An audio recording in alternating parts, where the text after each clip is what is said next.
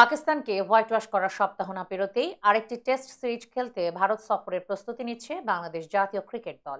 সদ্য সমাপ্ত সিরিজ থেকে প্রাপ্ত আত্মবিশ্বাস আসন্ন ভারত সিরিজে বাড়তি অনুপ্রেরণা দেবে বলে মনে করছেন বাংলাদেশ সহ বিশ্ব ক্রিকেটের অনেক বিশ্লেষক।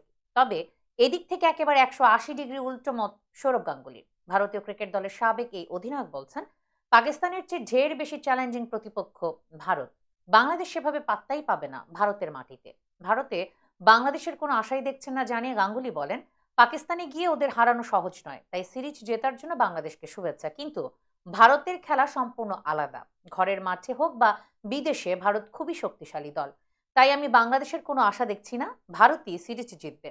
বাংলাদেশের সঙ্গে পাকিস্তানের ভরাডুবির কারণ বিশ্লেষণ করতে গিয়ে সৌরভ জানান, পাকিস্তানের বর্তমান দল আগের মতো নেই। পাকিস্তান দলকে দেখে রীতিমতো চিনতে পারছেন না তিনি। বাবর আজমদের খেলা হতাশ করেছে তাকে। পাকিস্তান ক্রিকেটের মান অনেক নিচে নেমে গেছে বলেও মন্তব্য করেছেন ভারতের সাবেক এই অধিনায়ক। তিনি বলেছেন, আমি পাকিস্তানে প্রতিভার অভাব দেখতে পাচ্ছি। পাকিস্তানের কথা ভাবলেই জাভেদ মিয়াঁদাদ, ওয়াসিম আকরাম, ওয়াকার ইউনুস, সাইদ আনোয়ার, মোহাম্মদ ইউসুফ, ইউনুস খানদের কথা মনে পড়ে। কিন্তু ওরা তো আর এখন জেতাতে পারবে না। প্রত্যেক প্রজন্মে ভালো ক্রিকেটার দরকার।